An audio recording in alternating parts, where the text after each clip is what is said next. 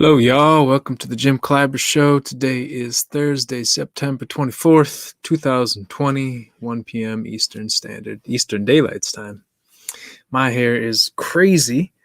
I just got back from the apple / raspberry / cabbage, apple orchard, raspberry bush, cabbage patch experience. So it's a place up here in Michigan where you can go pick your own vegetables, pick your own fruits. It's nice. Apple cider, they got donuts. Yeah, it's good. It's nice to get out of the house and see some nature and rustle in some branches and play with the bees. But not too closely with the bees. Give them a little space. Let the bees be bees. Let the bees be. Yeah. Oh, a little bit of lightheartedness because this might be a little bit heavier. And it may offend or frustrate some people or most people because sometimes when I seem to argue on both sides or see two different sides of a story, both sides seem to get angry at me for seeing the other side and not only being on their side. So yesterday there was a statement by, I believe it was the Kentucky Attorney General, who talked about the death of Breonna Taylor and how there was a grand jury trial to see if they should bring indictments against any of the police officers. And while they did agree in this grand jury to bring an indictment against one of the three police officers, it was not for shooting into the apartment of Breonna Taylor. From what I understand, it was for wanton, I don't know how to say that word, wanton endangerment. This idea of just firing randomly into, I think, the neighboring apartment. And So after that was announced, there were many people who went out and protested in Louisville, in the city where she was killed, and also in Atlanta and many other cities around the country. And it's a sticky issue because some people are absolutely convinced that she was murdered in cold blood, and other people are absolutely convinced that the police officers did what they were supposed to do, or what any police officer would have done in that situation. And I don't know how much gray area there is in between, and I don't know how much we trust the judicial process. And maybe that's the point, right? So if someone thinks that she was killed in cold blood by a police officer and the police officer's not being charged, they probably don't trust the police or don't trust the judicial system. And who am I to blame them in a way? You know, I wish that they would, but perhaps they've seen experiences where this has happened to them or people like them in the past. And in other words, they got burned so many times that they don't trust anymore. And there are other people who believe strongly in the police officers and would think that cops are the ideal role models that try to protect society, and that any person in that situation would have responded as such. Yeah. And then other people who not sure who to believe, whether it was the cops or the side of Breonna Taylor and her boyfriend, and trust the judicial process to figure it out, or at least to come to the best approximation that it can. I probably fall in the third category, where I honestly don't know what happened that night. And as much as I read on Twitter or see in the news, I still probably am not going to know that much about what happened. And I guess I just want to trust the judicial process to figure it out to the best of its ability. But that's assuming that I trust the law, trust that the laws are fair, Because the thing about the judicial process is the judicial process looks to see whether somebody broke the law or not. It doesn't look to judge whether somebody broke an ethical code or if somebody did something that was technically legal but still very immoral. The judicial process isn't designed for that, from what I understand. And so if the cops did fire back, and according to the laws of that state or of that local jurisdiction, what they did was legal, technically legal, even if it was, perhaps strongly immoral. I mean, killing somebody is horrible. And the way that that person died is horrible. To be asleep, to wake up, and then to think, if they were thinking that it was a stranger at the door, somebody breaking in, and then to be shot and killed, and for the boyfriend to be there and watch her die, it's just, I can't imagine what it would be like to be in a house and think you're safe at your home. This is the only place where you can feel safe, perhaps in the world. And then to have someone break in and you not know who it is and try to protect the people you love and not be able to do it. I don't know whether it broke the law or not. I don't know what the intentions were on either side. I don't know what happened that night. But I do know that a young woman died. And she didn't have to.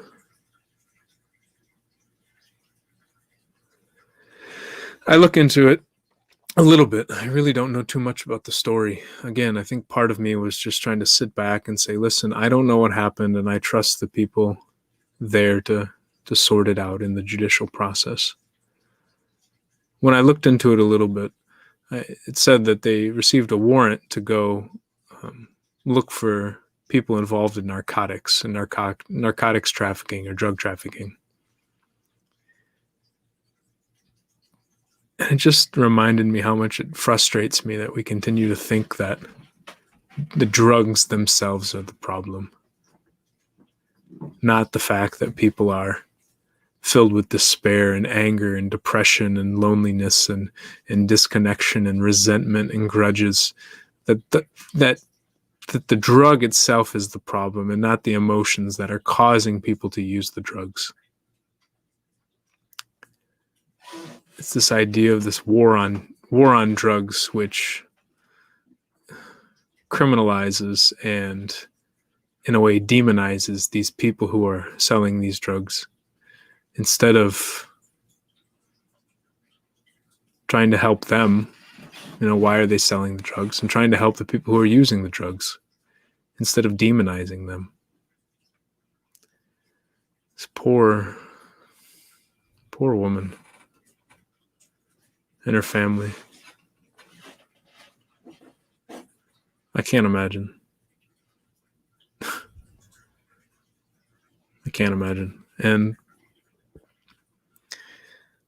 see, this is where I think some people might get frustrated with me, is that it's not just her family or her that's feeling pain. It's many other people who look like her or who identify with her, thinking, oh no, am I not even safe in my own home from these police officers? Okay, fine, maybe I'll get pulled over in a traffic stop and then I'm not safe, but I'm not even safe at home when I'm lying in bed asleep. I think this may go to the core of the issue. It's that who knows whether it was legal or not. I mean, again, ideally, through the judicial process, we figure out whether it went by the laws or not. But I think it speaks to a much deeper issue of just that fear of not being safe from the police in my own house.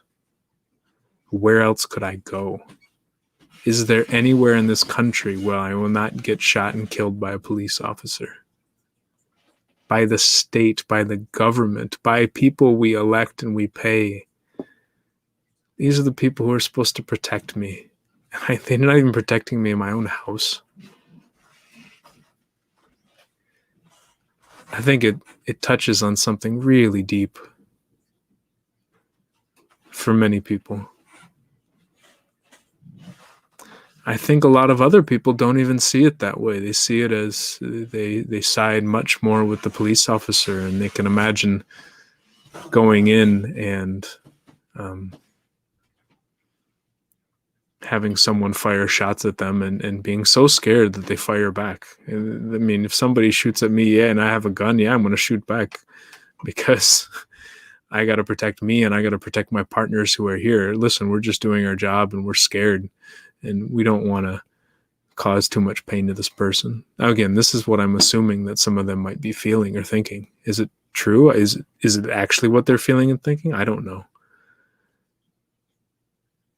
But it's interesting that both sides seem to be like not feeling safe. So I don't know. I don't know what we do with this.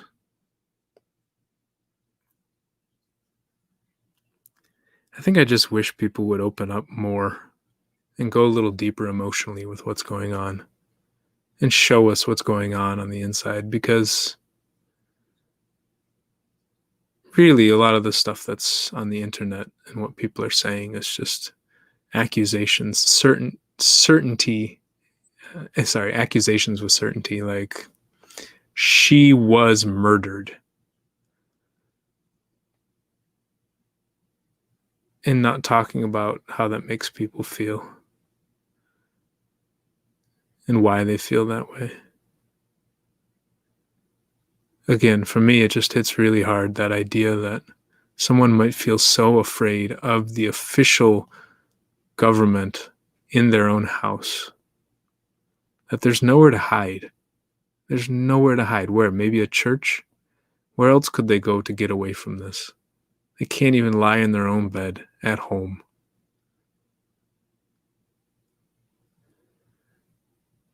And what a terrifying nightmare to wake up to something like that.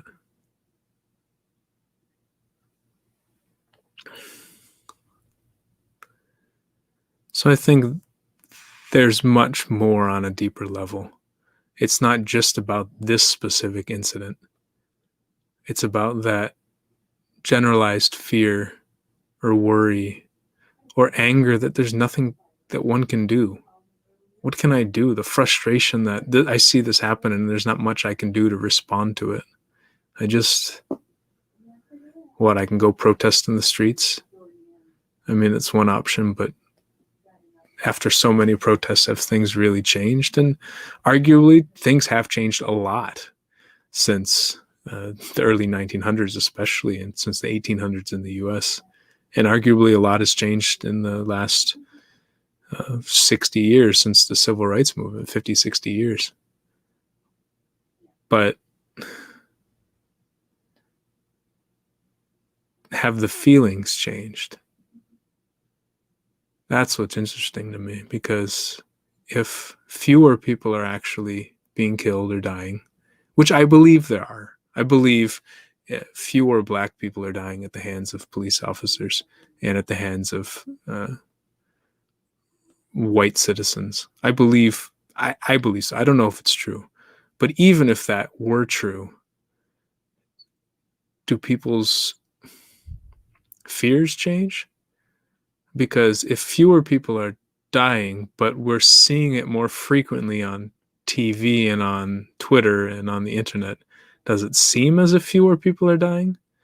If we're reminded with it through videos and through audio recordings, and we see the visceral nature of it over and over again? I don't know. I think we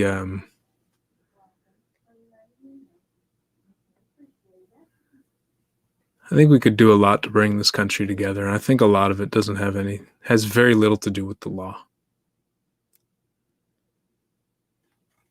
Where's the grief? Where's the sadness? Where's the reconciliation? Where's the apology? Where's the forgiveness? Where's the human relationship? Where's the care, the concern, the trust, the love?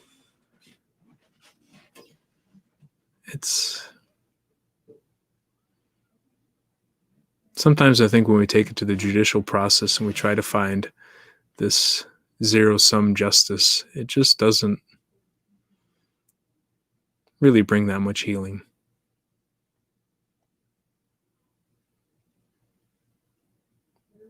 I don't know.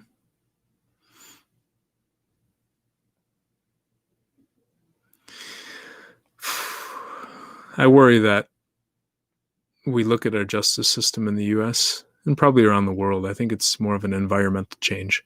We look at the justice system, and the US relies on juries, where it relies on a small group of people selected of your peers, supposedly, who are there to help make the decision on what happened and whether it followed the law or broke the law. And I worry that with the internet, we are playing the jury ourselves, and we're losing trust in the juries. Again, maybe some people never had trust in the juries for reasons that would make sense, right? Because maybe they never had a jury of their peers. It was a black person who was being charged, and all the jury members were white. And that doesn't necessarily mean that the person wouldn't see their side, but many times it means that the two sides don't empathize or relate to each other. And if the jury is filled with white people and the police officer was white and the suspect or whatever the other person was black, not even necessarily a suspect, but could be victim, was black, then it can not seem as if it's a jury of your peers. And that's a whole other challenge in itself, that so much of our justice system is based on perspective and perception. We try to perceive someone's intent. We try to perceive someone's honesty. We try to perceive many different things. We try to perceive if it is a jury of my peers, if it's someone that I believe would give me a fair trial, and many other things. I don't know. I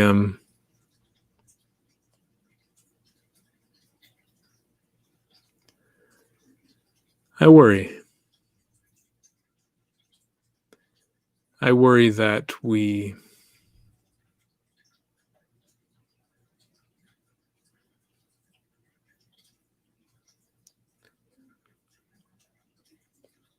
are getting more and more closed off to each other.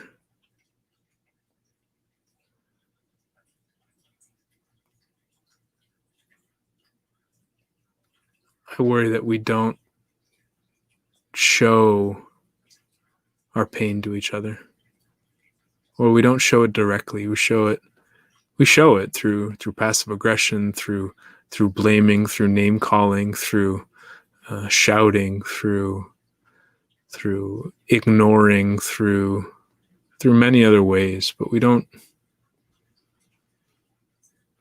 cry. We don't talk about what scares us so much. We feel the fear, but we don't talk about it. Like I said earlier, just this idea of being in one's house, asleep, and not even feeling safe there. That terrifies me. And not even feeling safe there from the official safety organization. This is the organization whom we pay to protect us. And not even feeling safe from them in one's own house.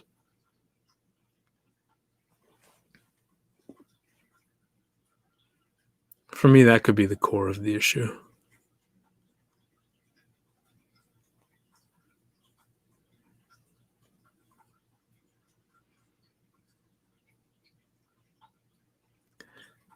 I've been thinking about something a lot over the last couple of years. And I call it this idea of connect to protect. And the idea is that I think many of us want to protect other people, but we often only want to protect the people we feel connected to. When we feel anger, we feel disconnected. So like when we feel some type of hatred towards somebody else, we often don't seek to protect them at all. If anything, we may seek to attack them, the opposite. And also, if we feel very indifferent or apathetic to someone, we may not seek to protect them or attack them. We may just ignore them and maintain our distance, be numb to their experience. And I think this may explain why certain groups aren't protecting each other. It's because they don't feel really connected with each other. They don't feel close. They don't have warm, loving experiences with each other to bring the relationship together. They don't open up vulnerably to each other.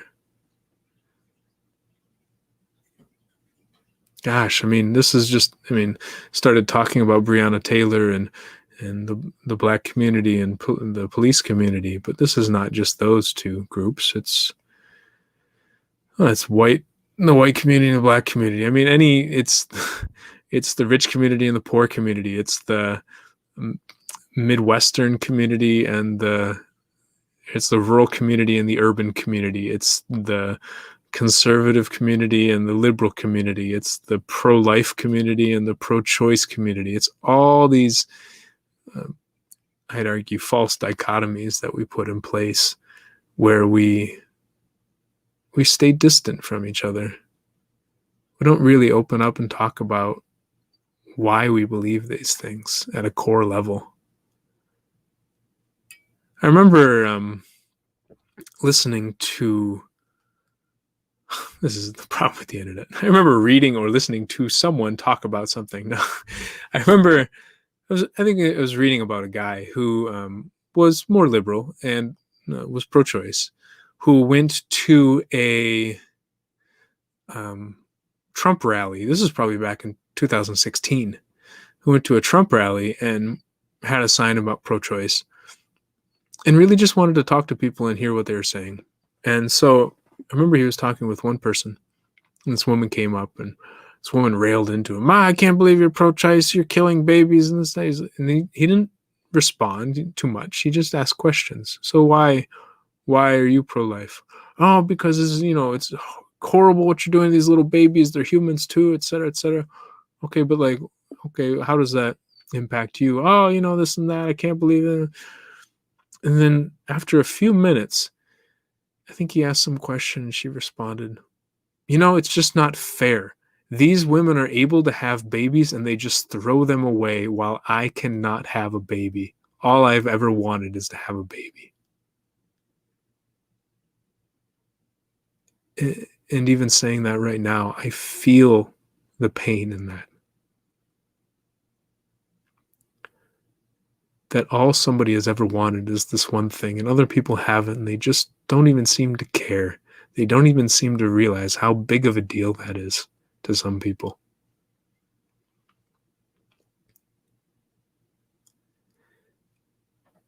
And I don't know if that makes me change my mind about whether abortion should be legal or not, or whether people should be allowed to do it. But it definitely opens my heart to this woman a little more. It makes me question things a little bit and see the world in a more complex way. I think it's the same thing when I think about what happened to Breonna Taylor and people saying, oh, she was murdered and that. Okay, keep up the conversation, keep asking, keep listening. Why? Or how does that impact you? How does that affect your life? Oh, cops, they always going around killing all these black people. They don't care about us. This, okay, how does that affect you? I don't know, this and that, and then gets down to maybe something similar and says, you don't understand what it's like to feel unsafe in your own home. To think that these people that we pay money to take our lives and don't even care. They don't even seem to regret it. No remorse. You don't know what it's like to have that fear.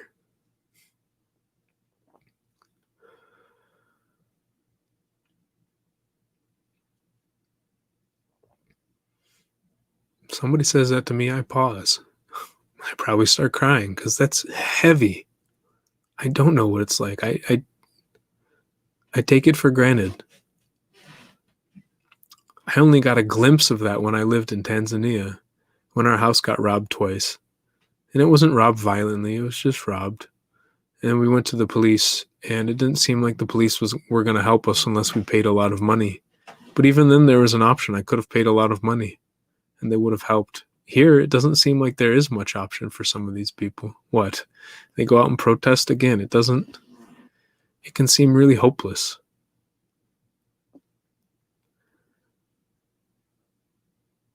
So if somebody shares that story with me, I think it would really open me up. But I think it could be really scary to share that story too. Already feeling so much pain. Why would I open up to someone who I think's against me? Who I think doesn't even care about me, and show them this much pain?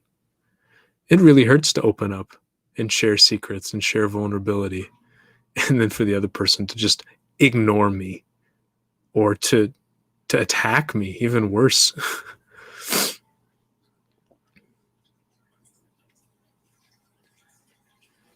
So that's from the Breonna Taylor side, or for the other people who may be feeling so hurt by this decision, this so much anger, so much fear over what has happened and what seems to be happening. I try to imagine what it might be like for people who relate to the police officers. And what's the core pain under there?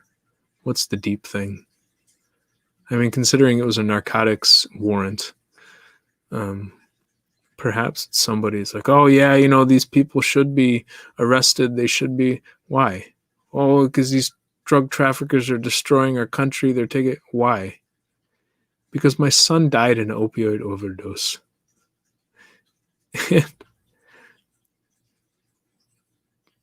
Or worse, my son died going to buy drugs and he got shot and killed. I know some people who went down in, I think, Detroit a couple of years back and got shot and killed in like a failed drug deal. So this fear of like thinking that the drugs are taking over society and that these people who are peddling it don't care about my kids. They're just selling it to make money. And they don't care at all about my kids' life. They just want to make money. I don't know. Or somebody who has a police officer, wife or husband, who got shot and killed in the line of duty. And knowing just that any day their partner might be killed because they're dealing with guns all the time and people all the time.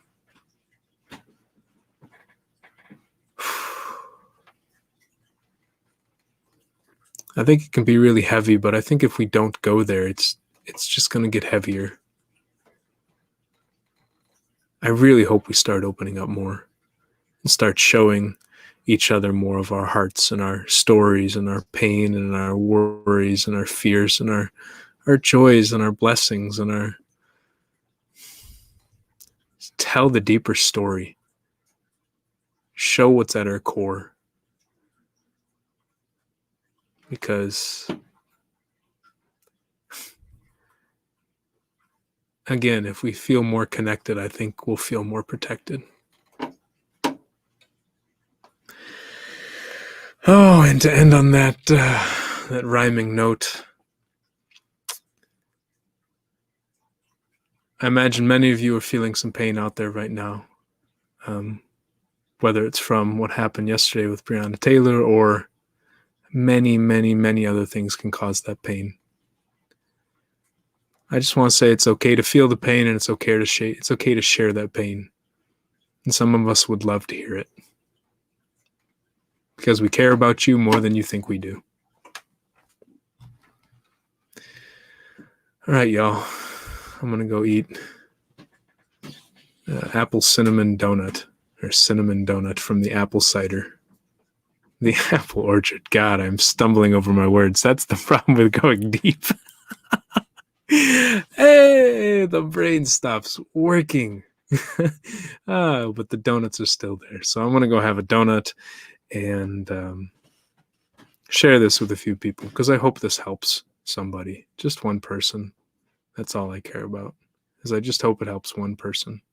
It's already helped me, so I guess that's already I guess it's already worked. All right. Have a great day.